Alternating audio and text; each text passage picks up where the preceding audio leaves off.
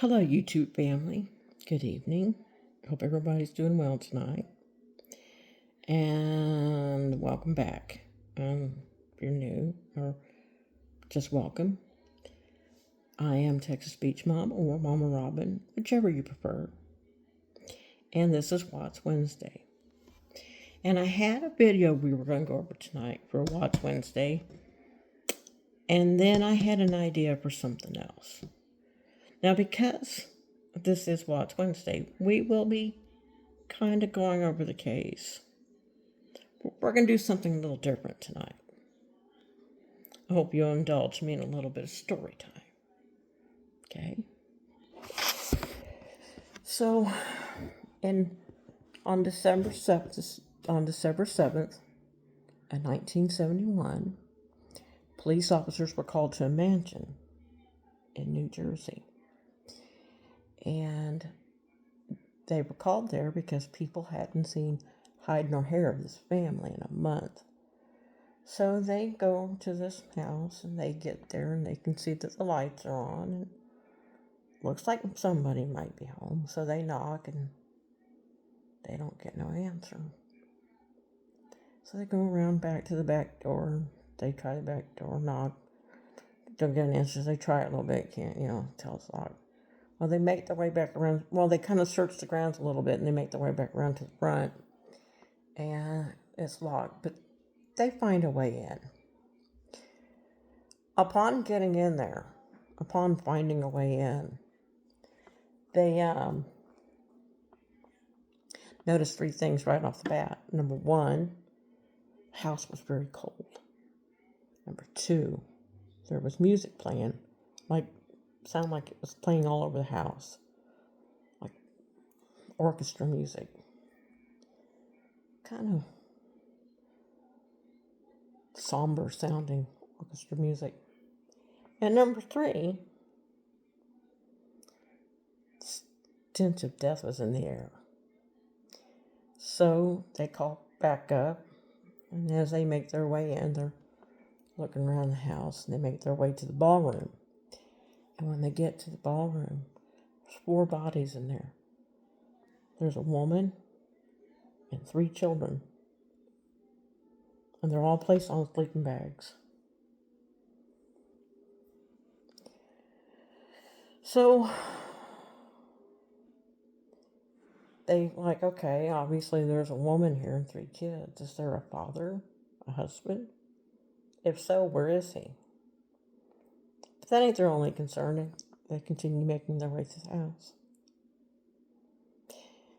And they eventually find a door that leads, open it up, a set of stairs leading to what they believe is an attic. And what it essentially is an attic bedroom. A smallish apartment type area. And in this attic bedroom is another body of an older woman. Still nobody else. Now, of course, an investigation starts right then and there. And during this investigation, they discover that the woman's name is Helen List. And that she was married to a John List. John List is nowhere to be found. But through the investigation, they discover that on November 9th, 1971, List murdered his entire immediate family using his 9mm semi-automatic handgun and his father's Colt .22 caliber revolver. While his children were at school, he shot his wife, Helen, who was 47. He shot her in the back of the head. Then he shot his mother, 84, Alma, she was 84, above the left eye.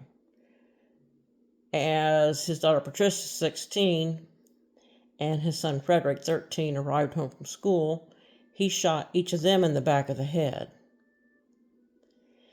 Then after he kills his mother, his wife, and 2 children, he makes himself some lunch. He sits down and eats himself a bologna sandwich. So after he ate his lunch, he drove to his bank, and closed out his mother's bank accounts. Then he went to Westfield High School to watch his elder son, John Frederick, 15, play in a soccer game. After driving John Frederick home, he shot him repeatedly. As messfire evidence showed, the son attempted to defend himself. List placed all the bodies on sleeping bags in the mansion's ballroom. He left his mother in her upstairs attic apartment because she was too heavy to get downstairs by himself. In a 5-page letter he left his pastor found on the desk of his study, List claimed that he saw too much evil in the world and that he killed his family to save their souls. He then cleaned the various crime scenes, removed his picture from all the family photographs in the house, turned a radio, I was mistaken, I thought it was orchestra music, turned a radio to a religious station, and departed. Isn't that grand? The murders weren't discovered until December 7th, nearly a month later, because the family's reclusive tendencies, also due to notes List sent to the children's schools and part-time jobs claiming that his children would be visiting their ailing grandmother in North Carolina for a few weeks. Helen's mother was ill and had canceled the visit to Westfield because of it. Had she made the trip, List later said, she would have been his 6th victim.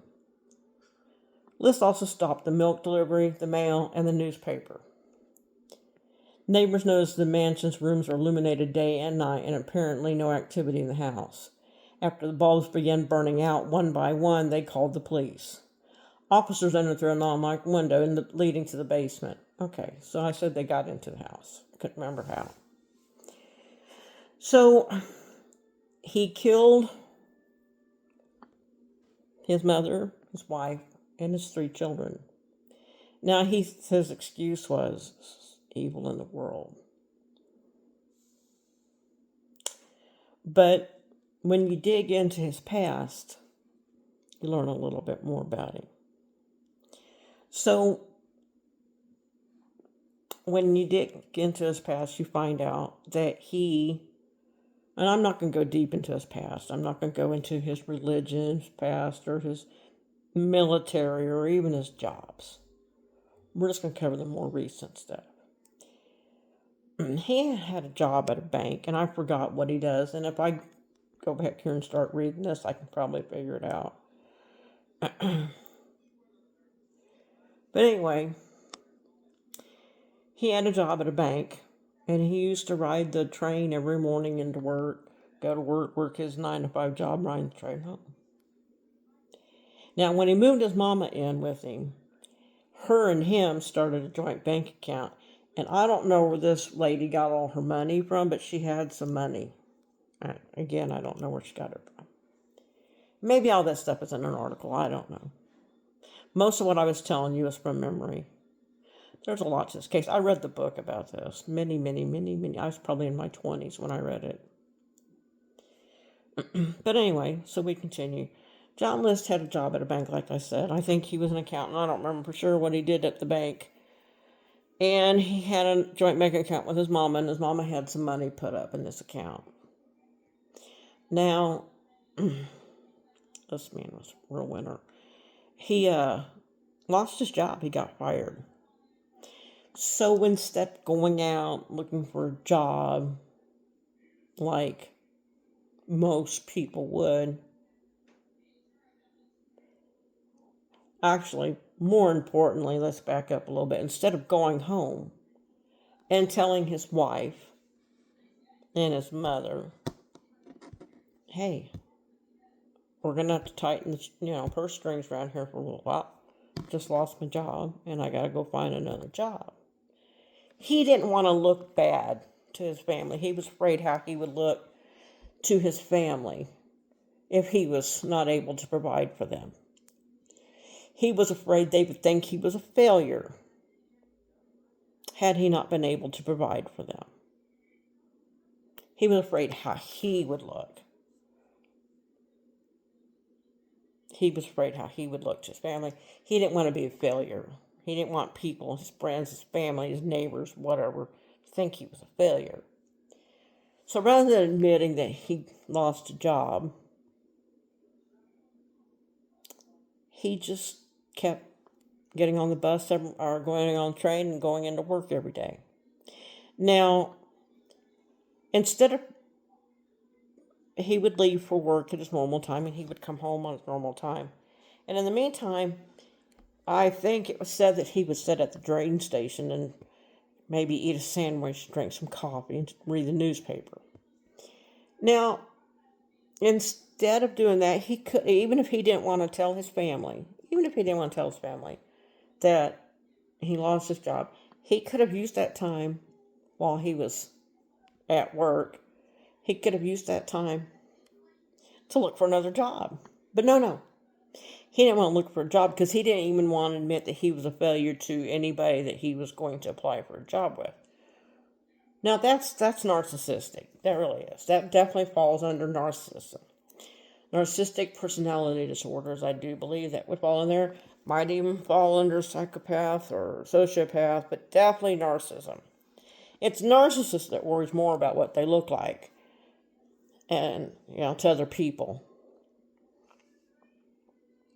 Now, like I said, the excuse he gave was he didn't want his family to suffer through all the evil in the world. So I guess he thought he would kill them to save them from that. That's just an excuse. He was a true narcissist. He really was.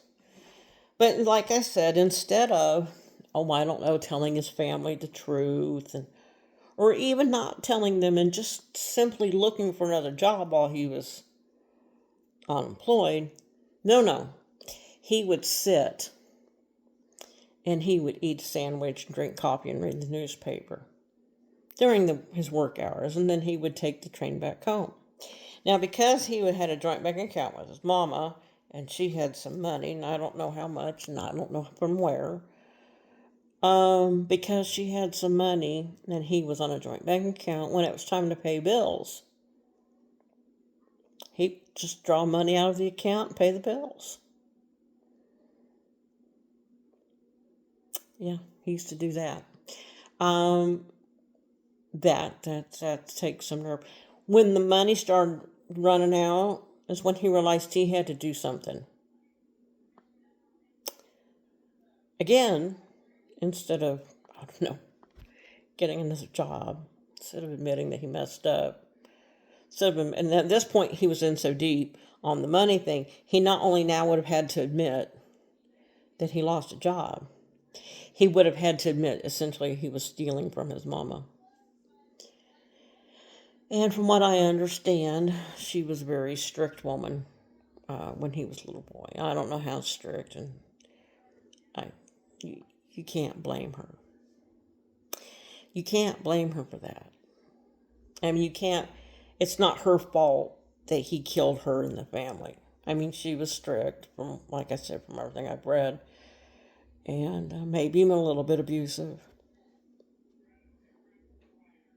But you can't say that that's the reason he killed his family. He killed his family because he was a narcissist. And as I've said a million times before, I'm not a doctor, but I have life experience.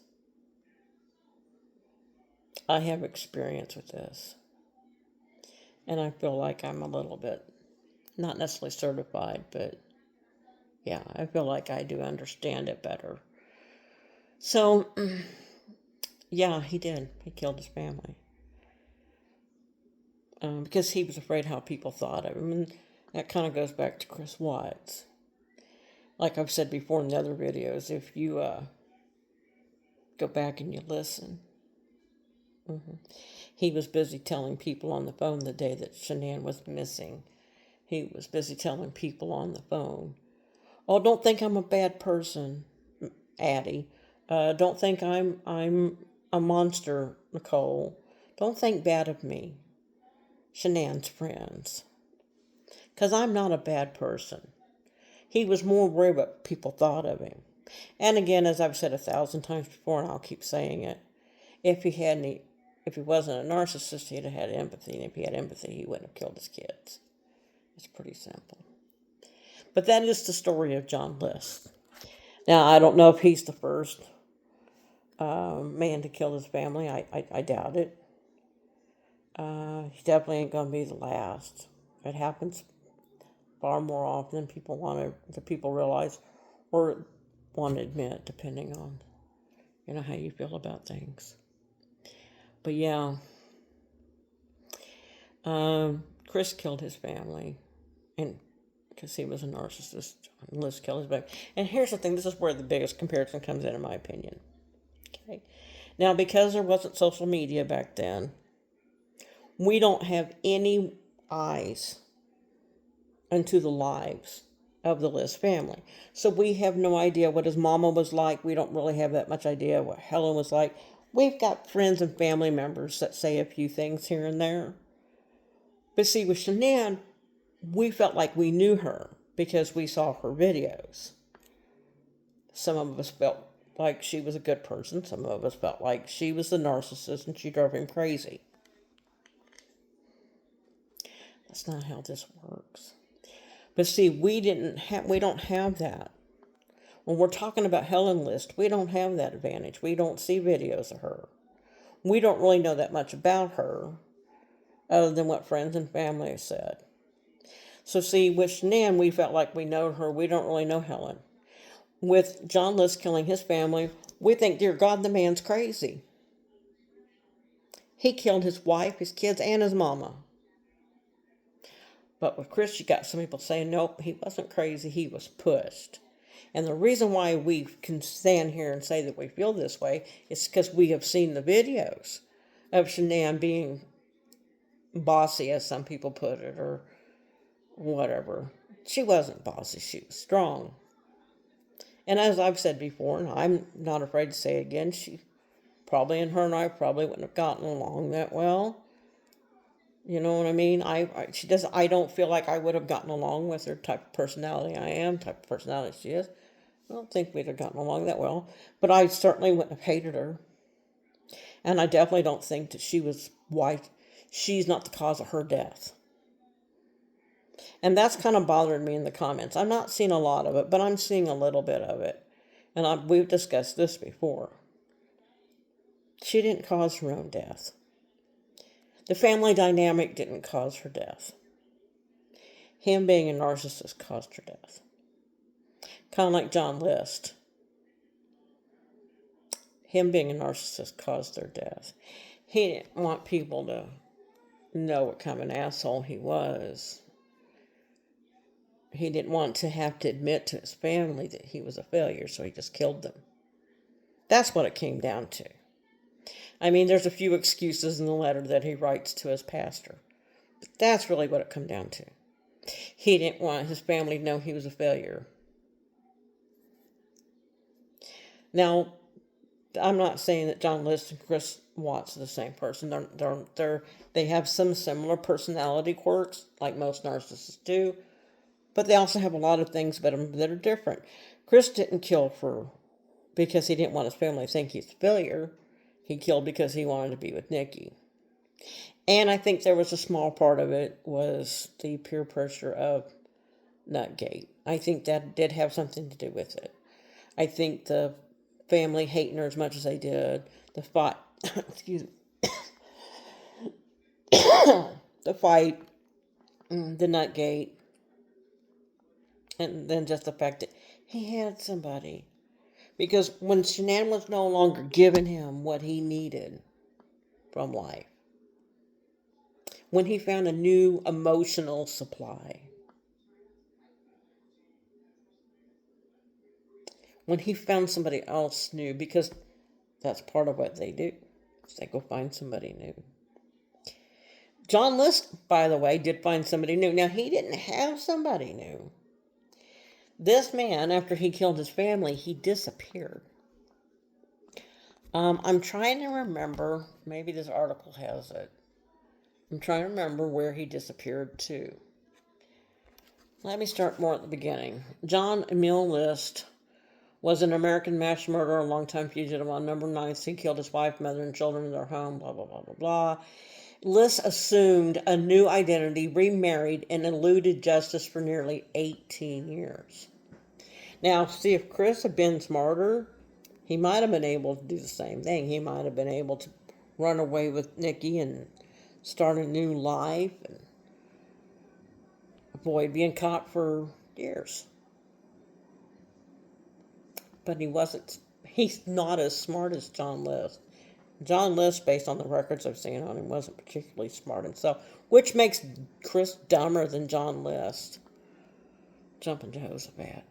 Anyway, he was finally apprehended in Virginia June 1st, 1989, after the story of his murders was broadcast on the television program America's Most Wanted. After extradition to New Jersey, he was convicted on 5 counts of first-degree murder and sentenced to 5 consecutive terms of life imprisonment, making him ineligible for parole for nearly 75 years. See, Chris was going to do something like this. His plan was to kill his wife and his kids and get everybody convinced that him and Shanann were already getting a divorce. They had had a fight. She got mad. She took kids with her and she ran away from home. That's what he wanted people to believe. That's what he wanted people to think. He wanted people to think that his wife left him, woe's me, poor Chris, he's just mistreated. And then he was going to gradually introduce Nikki into the public eye. As if people didn't already know. But, he thought he was smarter than everybody, and he did. That's that smile that he gets on his face when he's in that interview, is he thinks he's fooling people. He gets that duper's delight smile going. He gets that smile going because he thinks he's the smartest motherfucker in the room. So he thought he could just make them disappear. Nobody would ever find the bodies. They would believe that Shanann had run away and he could go on with his life with Nikki. He wasn't that smart, though. John List was long gone. He was smart in the sense that this man pulled the kids out of school, told the school that they were going to be going to, North Carolina for a couple of weeks. He told the schools the kids are going to North Carolina to visit family members. So he pulled the kids out of school so the school wouldn't be suspicious. He, like I said, he canceled his mail deliveries, his milk deliveries, his newspaper deliveries, said they were going away for a while. So when they were gone for a couple of weeks, since he had told some people that he was going to be gone for a couple of weeks, at first people didn't notice it. Well, by the time they realized, a month later, when they realized there was no movement in the house, and police were finally called, by that time he was already long gone. New identity. I think the new identity was Bob Clark. And if I remember right, Bob Clark had been an army buddy that had died. And he just assumed Bob Clark's identity. Now, back in 1971, that was a little easier to do than it is today. But it was still done. So that is the story of John List. John List was crazy. John List was probably would have been identified as somebody with narcissistic personality disorder. Like several people, several doctors, therapists, psychiatrists, psychologists, behavioral analysts, FBI profilers. And FBI profilers and behavioral analysts are pretty much the same thing. I think there's some minor differences, but they're pretty close. So all these people have felt like that, professionals think that he is too. But like I said, we don't know anything about Helen List, so we just automatically assumed he did it because he was crazy. Whereas because we know what Shanann, we know a little bit about Shanann. We know what we see in videos. We don't know anything behind the scenes, though. We weren't there. I wasn't there. You weren't there. Nobody was there but them. The only people that really knows what happened behind the scenes is Chris and Shanann. Shanann's dead and Chris is in prison. And he lies more than half the time anyway, so it makes no damn difference. But next week, we're going to do what I had originally planned for this week. I just thought this story time would be kind of interesting. I thought I could use it to prove some points. That's what I attempted to do. If I failed, I failed. I'm sorry. And if I succeeded, then I succeeded. Great. Pat me on the back. Yay, go Mama Robin. In the meantime, though, I wish everybody the best. I love everyone. Be careful. Make good choices. If it's your birthday, happy birthday. If it's your anniversary, happy anniversary. Be sure and like and share and subscribe. Ring the little notification bell. That way you'll know when I'm getting ready to say or do something stupid. Otherwise, you'll never know when I'm getting ready to say or do something stupid. So, hit that notification bell. And take care of yourselves and each other, please.